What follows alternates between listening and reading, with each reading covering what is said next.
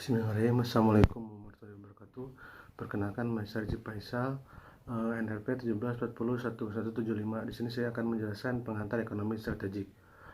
Yang pertama, dimensi globalisasi. Terjadinya pergerakan kekuatan ekonomi global, munculnya tiga magnet ekonomi dunia, yaitu MII, Amerika Utara, dan Asia Timur dan Tenggara.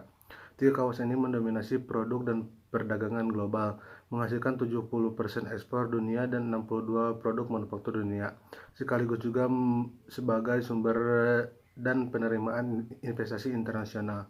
Yang selanjutnya, globalisasi investasi mendorong tumbuh dan menyebarnya perusahaan transnasional. Proses ekspansi ini, sistem produk global ini dikembangkan melalui penciptaan dan pengelolaan zona proses ekspor. Adalah suatu wilayah negara yang dikhususkan sebagai ekspor industri dengan syarat dan mau mengembangkan aturan dunia minimal yang menyangka antara perubahan dari pajak domestik sehingga menjadi daya tarik transnasional convert untuk berproses.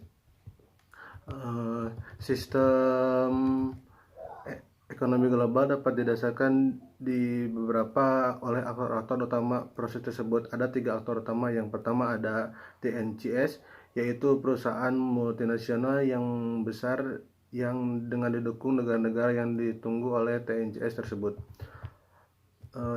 Membentuk WHO membentuk suatu Dewan Perserikatan Perdagangan Global yang dikenal dengan WHO yang menjadi aktor kedua. Ketiga adalah lembaga keuangan global IMF dan Bank Dunia.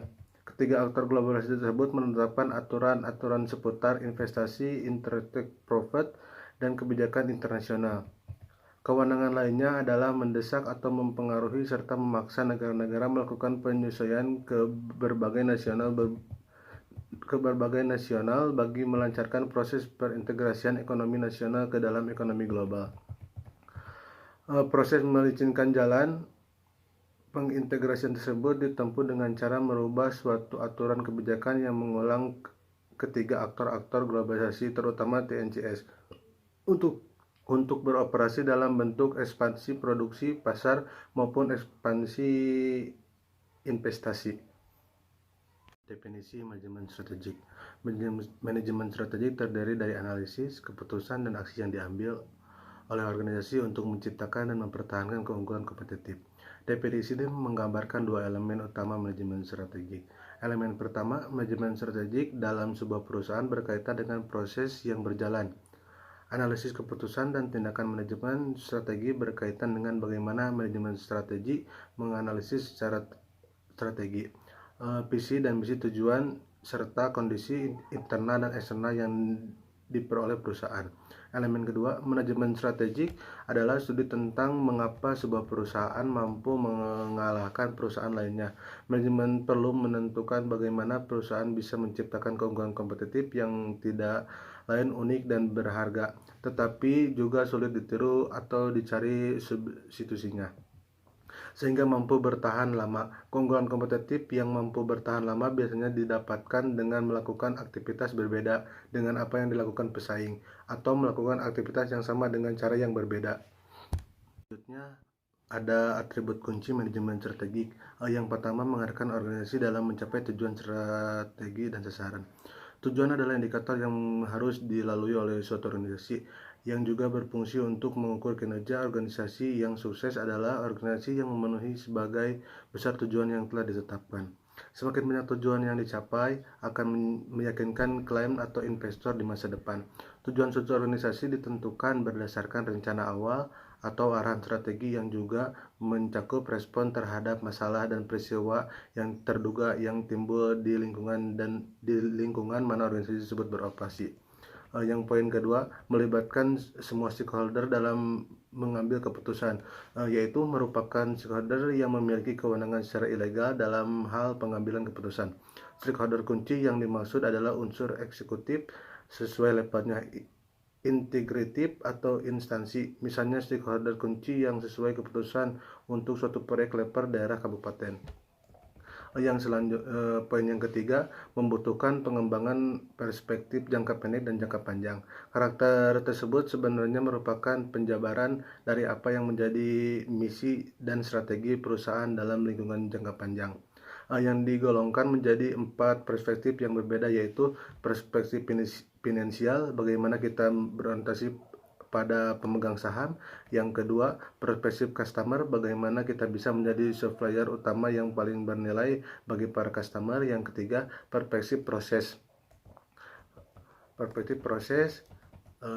bisnis internal, proses bisnis apa yang terbaik yang harus kita lakukan dalam jangka panjang maupun jangka pendek untuk mencapai tujuan finansial dan keputusan customer. Yang keempat, perspektif pertumbuhan dan pembelajaran, bagaimana kita dapat meningkatkan dan menciptakan value secara terus-menerus, terutama dalam hubungan dengan kemampuan dan motivasi karyawan. Yang selanjutnya, menyadari trade-off antara efisien dan efisiensi. Yang selanjutnya, 2 cara melihat peran manajemen stakeholder. Poin pertama, zero sum. Peran manajemen adalah untuk melihat stakeholder berebut untuk mendapatkan perhatian dari sumber daya organisasi, yaitu dalam suatu perusahaan contohnya memiliki peran yang saling berbeda. Seorang pemegang saham atau pemilik perusahaan memiliki peran sebagai investor yang menyediakan modal bagi suatu perusahaan. Pemegang saham juga bisa saja berperan sebagai pengawas yang mengawasi kinerja dari para pegawai serta mengawasi kondisi finansial dalam suatu perusahaan.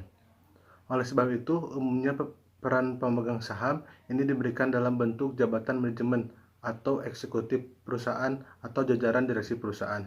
Poin yang kedua, simbiosis antar stakeholder.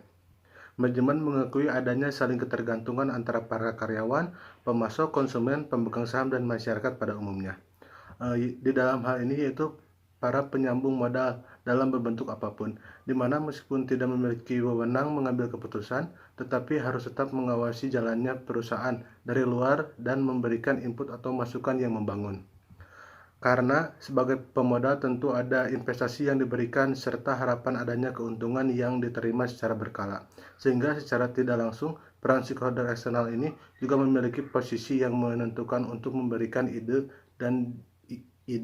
akan dikembangkan suatu bisnis melangkah mencapai visi dan misinya. Yang berikutnya ada tahapan analisis manajemen stakeholder.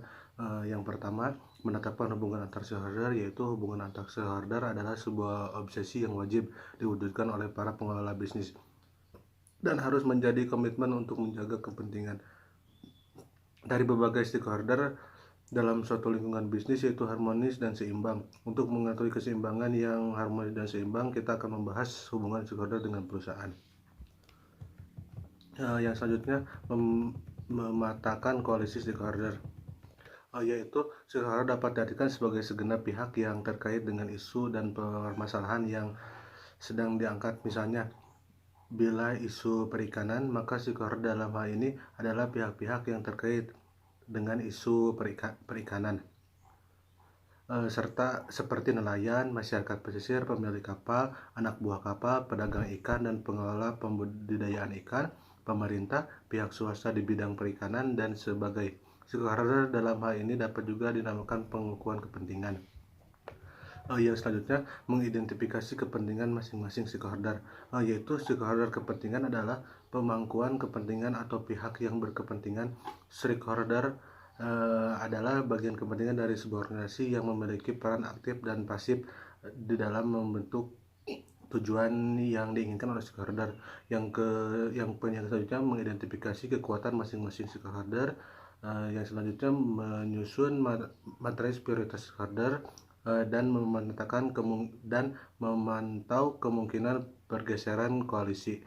Terima kasih penjelasan dari saya. Mohon maaf apabila banyak kekurangan. Assalamualaikum warahmatullahi wabarakatuh.